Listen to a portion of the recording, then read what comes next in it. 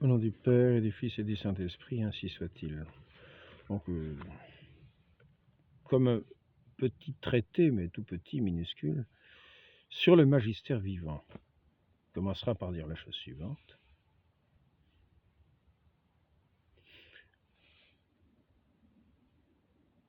Question de notre Seigneur, pour vous qui suis-je? Et Saint Pierre de répondre, tu es le Christ, le Fils du Dieu vivant. Et notre Seigneur de lui dire, ce n'est pas la chair et le sang qui t'ont révélé cela, mais son Père qui est dans les cieux. Mon Père qui est dans les cieux. Et c'est ici que notre Seigneur dit, tu es Pierre, sur cette pierre, je bâtirai mon église. Et les portes de l'enfer ne prévaudront pas contre elle. Et maintenant, remarquons que cette pierre, cet édifice inébranlable sur lequel est bâtie l'église, fondement, pierre, et l'église est bâtie dessus. Étonnant. Mais nous voyons que, en fait, cette profession de foi dans le Christ, le Fils du Dieu vivant, ce n'est pas Pierre qui n'est pas venu de la chair ni du sang, qui est donné une révélation de Dieu le Père, et donné du Saint-Esprit.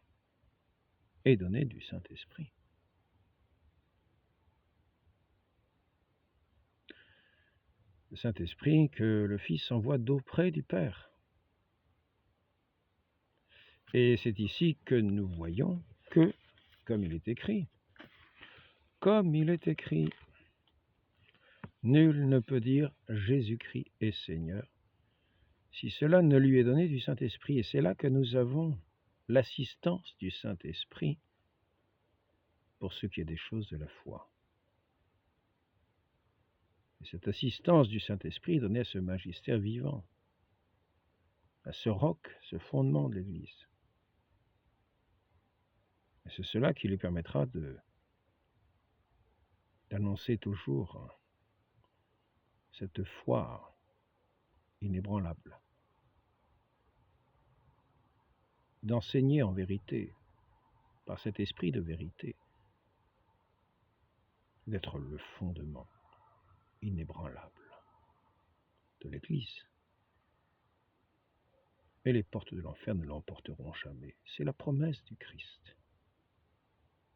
C'est la promesse du Christ. Donc, si nous avons foi dans le Christ, c'est un dogme de foi. Maintenant, nous allons voir l'établissement de ce siège.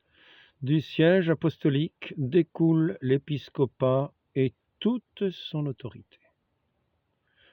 Canon 417 après Jésus-Christ, Innocent Ier, lettre, deuxième concile de Carthage.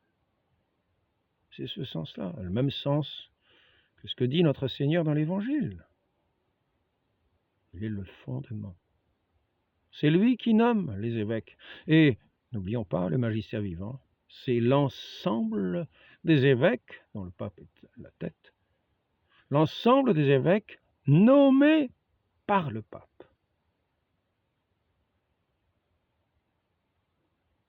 Et est-il rappelé, je le relirai tout à l'heure, même en cas de vacance du siège apostolique, s'il n'y a plus de pape parce qu'il est mort, tous les évêques légitimes, c'est-à-dire nommés par le pape, qui était présent avant ou un prédécesseur, gardent autorité pour gouverner et pour enseigner. Donc, Pierre est l'auteur et du nom et de la dignité des évêques. Lettre 30 au Concile de Milève. Le magistère de l'Église s'exerce tous les jours, mortalium animos. La juridiction ne parvient aux évêques que par l'intermédiaire du pontife romain, c'est ce que nous rappelons sans cesse, les évêques légitimes. Pie XII, enfin c'est en tout cas le document ad Apostolorum Principis. Le pouvoir de juridiction qui est conféré directement par le droit divin au souverain pontife, les évêques le reçoivent du même droit, mais seulement à travers le successeur de Pierre, vis-à-vis desquels non seulement tous les fidèles, mais tous les évêques sont tenus à l'obéissance et au lien de l'unité. Ad Sinarum Gentem, Pie XII. La communion d'un homme avec l'Église catholique ne consiste nullement dans un simple matériel de mots, mais elle consiste dans les œuvres et dans la vérité. Quiconque donc résiste opiniâtrement au décret du siège apostolique et s'éloigne ainsi par sa coutumace des sentiments de l'Église, s'éloigne des sentiments de l'Église, est certainement étranger à sa communion, quoiqu'il proteste qu'il veut vivre dans la communion même, ce qui s'éloigne des sentiments de l'Église. Lettre à François Marillot, Grégoire XVI, par le cardinal Castracane. Même en cas de vacances apostoliques, les fidèles demeurent enseignés et gouvernés par leurs évêques légitimes qui ont reçu du pape la juridiction pour enseigner et gouverner ad apostolorum principis. Voilà, c'est marqué Benoît XV. Alors. Donc, ici, il est question d'autorité. C'est tiré du catéchisme maintenant. Catéchisme de l'Église catholique, numéro 1899. Sur l'autorité. L'autorité exigée par l'ordre moral émane de Dieu. Que tout homme soit soumis aux autorités qui exercent le pouvoir. Car il n'y a d'autorité que par Dieu. Les rebelles attireront la condamnation sur eux-mêmes. Le catéchisme de l'Église catholique, numéro 1909, la législation humaine ne revêt le caractère de loi qu'autant qu'elle se conforme à la juste raison, d'où il apparaît qu'elle tient sa vigueur de la loi éternelle, dans la mesure même où elle s'écarterait de la raison, il faudrait la déclarer injuste, une forme de violence.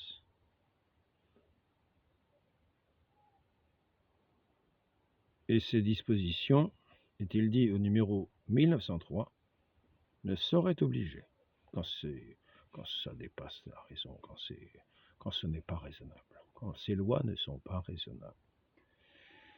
Voilà. Donc, la législation humaine ne revêt le caractère de loi qu'autant qu'elle se conforme à la juste raison. Voilà. Bon, là, on dépasse un petit peu le cadre du magistère. Mais c'est simplement, je rappelais simplement ce passage-là, pour signifier l'autorité exigée par l'ordre moral émane de Dieu.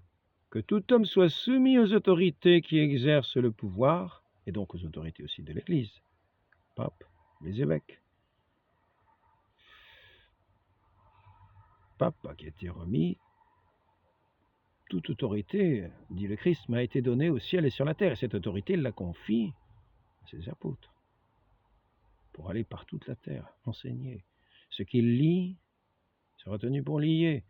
Ce qu'il délie sur terre sera tenu pour délier dans les cieux. Ils ont cette autorité donnée du Christ, de Dieu même. Ici, l'autorité exigée par l'ordre moral émane de Dieu, que tout homme soit soumis aux autorités qui exercent le pouvoir, car il n'y a d'autorité que par Dieu. Les rebelles attireront la condamnation sur eux-mêmes. Voilà. Savoir la responsabilité de chacun. Personne ne détruit au ciel le plan de Dieu. Personne ne détruit sur terre l'Église de Dieu. Là, c'est saint Augustin qui s'exprime. sur cette indéfectibilité de l'Église, qui est tenue par la toute-puissance de Dieu dans sa providence, qui est promise par le Christ, inébranlable jusqu'à la consommation des siècles.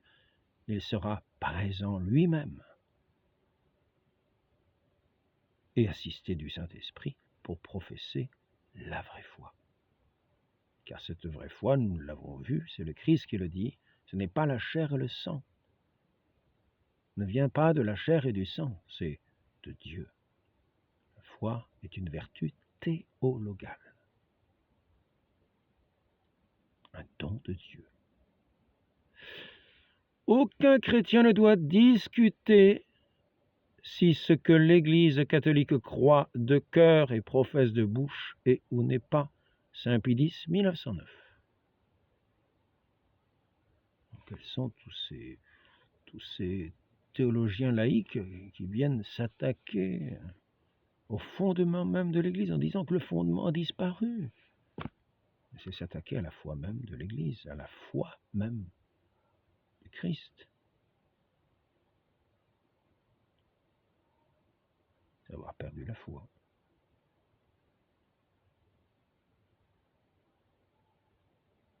Donc ayons une oreille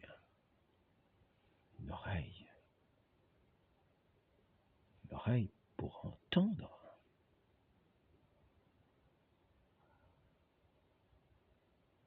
Ce que ni la chair ni le sang ne peuvent nous faire connaître. Donc, c'est inutile de chercher dans les Écritures en tordant les textes, essayant de les arranger. Si nous n'avons pas la foi en l'Église, si nous ne croyons pas le credo que nous disons tous les dimanches, c'est inutile de dire qu'on est catholique. Il est de foi que ce magistère vivant de l'Église est perpétuel. Le fondement, nous l'avons vu, le fondement. Le fondement, celui qui soutient ce fondement, c'est le Christ lui-même. Ce n'est pas des petites sectes qui vont le mettre à plat, qui vont le mettre à bas. Donc, cette pierre d'angle, ne butons pas dessus, appuyons-nous dessus, puisque l'Église est bâtie dessus. Soyons de l'Église, soyons bâtis dessus.